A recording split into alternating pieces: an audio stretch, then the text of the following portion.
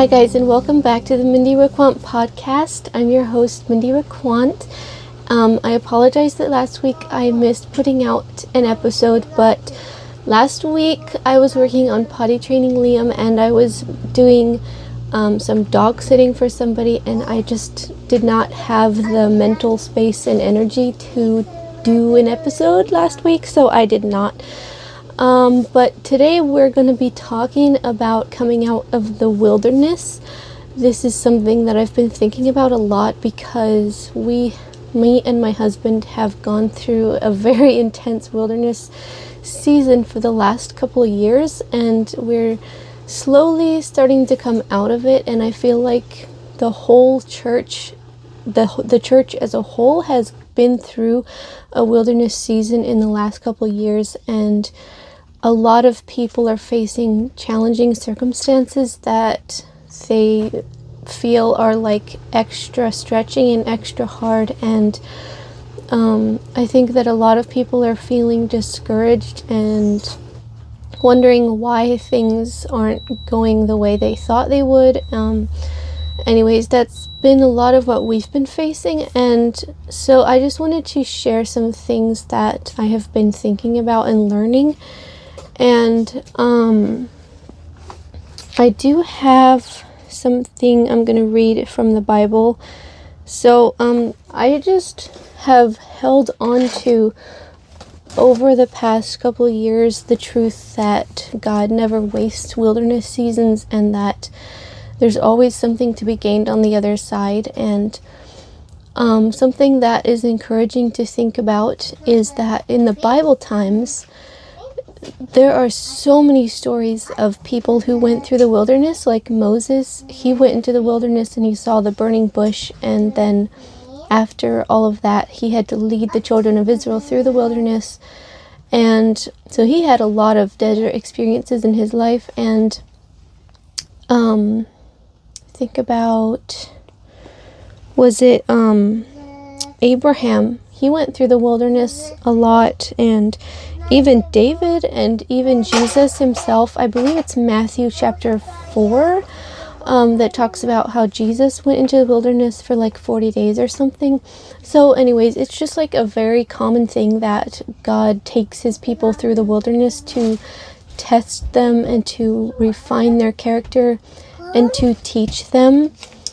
And so that's just like encouraging when you realize that you're not isolated. You're not the only one who is going through the wilderness, and it's something that will produce something very rich and beautiful on the other side. So I'm going to read Daniel chapter 3, verses 19 through 17. Nebuchadnezzar was so furious with Shadrach, Meshach, and Abednego that his face became distorted with rage. He commanded that the furnace be heated 7 times hotter than usual. Then he ordered some of the strongest men of his army to bind Shadrach, Meshach, and Abednego and throw them into the blazing furnace. So they tied them up and threw them into the furnace, fully dressed in their pants, turbans, robes, and other garments.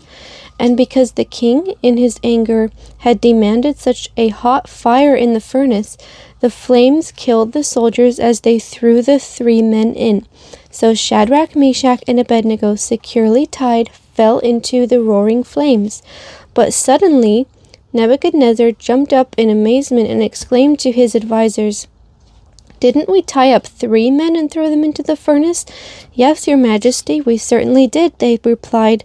"Look," Nebuchadnezzar shouted, "I see 4 men unbound walking around in the fire unharmed, and the 4th looks like a god."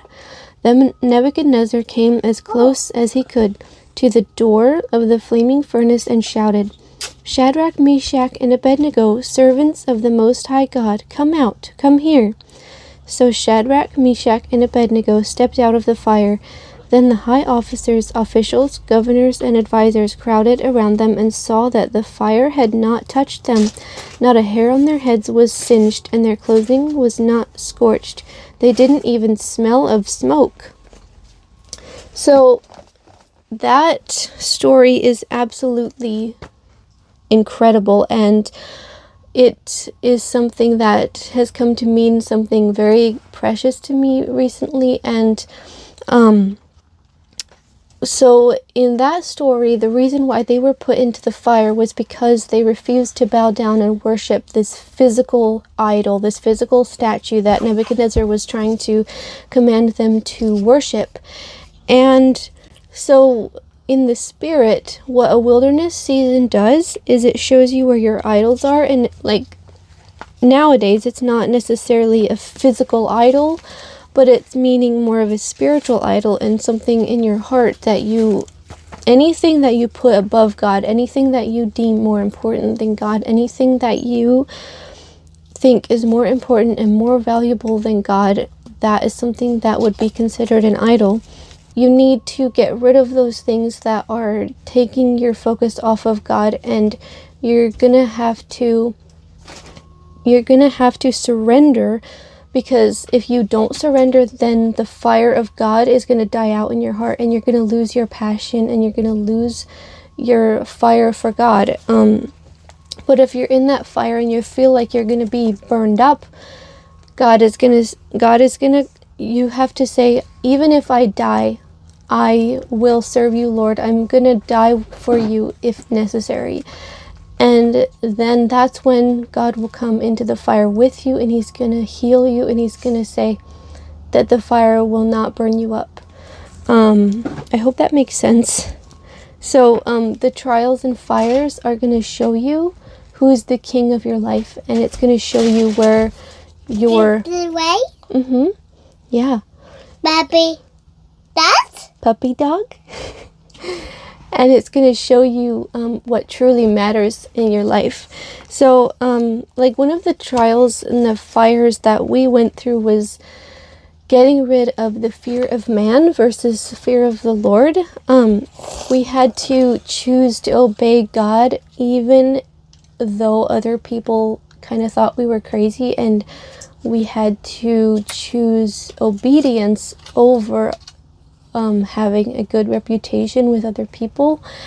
And so yeah, those are just some things that I have been thinking about. And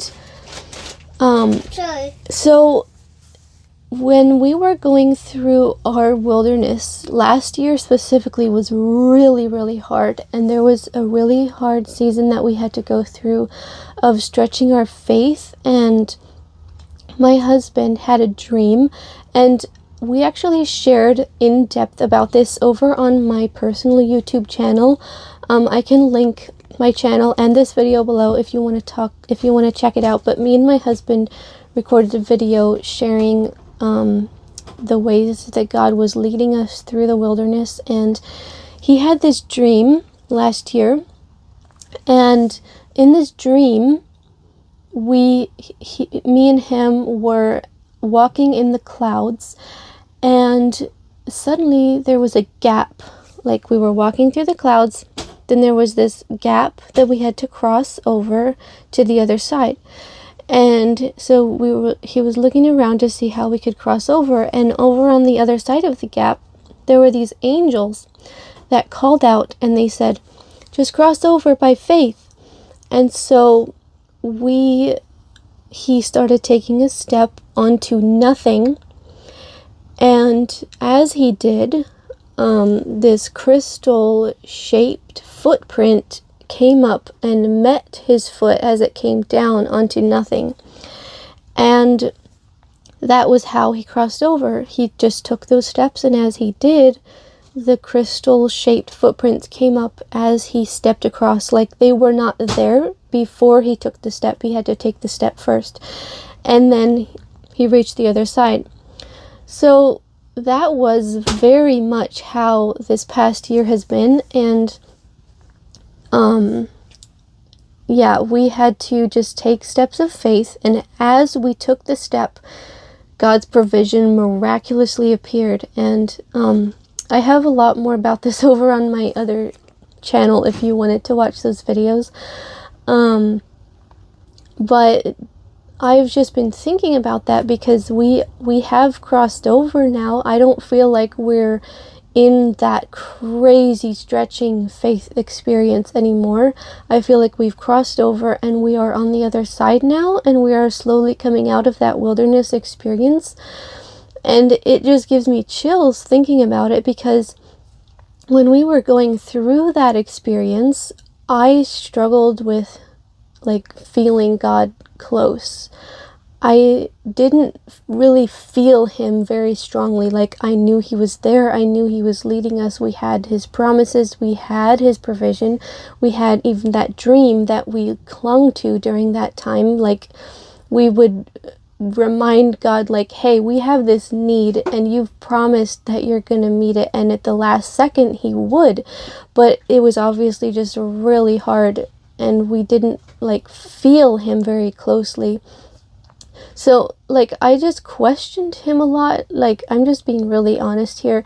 I questioned him a lot and was just like, well, like, where are you, God? Like, I do see that you're working, but, like, I don't really feel you, and I don't really see you very much. And that's kind of, like, been how I've been over the last couple months, just, like, wondering, like, well, where were you, God? Like, I know you were there in my head, but I don't know that you were there in my heart. Like, it was just really, really hard. And then recently I felt like he gave me this picture in my spirit of, like, the children of Israel were going through the wilderness and they had a pillar of cloud.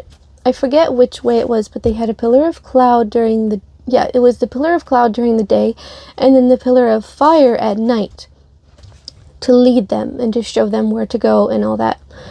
And I felt like I got this picture of us going through the wilderness, and God was around us like a fog, almost like that pillar of cloud, but like he was intentionally holding us back from seeing. He was intentionally holding us back from openly seeing, because he was intentionally working to stretch our faith, and he was intentionally working to make us exercise our faith, because we walk by faith and not by sight, and that was part of the lesson that we were learning. So he was just making us depend on him, because he was the one who could see. He was the one who knew the path, and he was the one who was leading us. So he knew where to tell us where to go. And there were many times that we would knock on a door and he would close it, and we were like, well, why? Like, I thought that was the door we were supposed to go through. And he's like, no, like, you shouldn't go through that door. And then he would open up a different door that was completely different than we thought it was going to be. And I just had no idea that I had never experienced that before. So it was really stretching for me. But yeah, that just taught me so much about his character that I didn't know before. And let's see, where was I going with this? Oh yeah, he was leading us and showing us which step to take, because he knew where we were going, and he knew what was the best plan for us, and he knew which steps that we took would destroy us, so he would close the door for that. And then he knew which steps that we should take which would help us, and so that's the doors that he would open, even though it did not make any sense while we were walking through it. It did not make any sense, and we obeyed in the middle of feeling like we were failing, and in the middle of feeling like we were losing, in the middle of feeling like we were not making it. We obeyed. And now on the other side, I look back and I'm like, wow, like, God really knew what he was doing, and he was so faithful. And it just, yeah, it gives me chills just thinking about the how close he was. And so that fog that he put around us intentionally, it was like he was that fog, and he put it there so that we were intentionally focused on him instead of looking at the path ahead and seeing everything. He purposely held us back so that it would build our faith. And I'm just thankful that he did that, and I'm thankful that we went through that experience, because I will never forget it. And I'm glad that he led us, and he was always faithful and always good. And so yeah, I think that's all that I have for this episode. I hope that this was encouraging to you. I don't know if any of you guys are going through the wilderness. I don't know if any of you guys have been through such intense faith stretching seasons, but I hope that this has encouraged you, and I pray that the Holy Spirit will enlighten your eyes to see what he has for you and what steps to take and where you should go, and that you would open your spiritual eyes to see him instead of trying to see the whole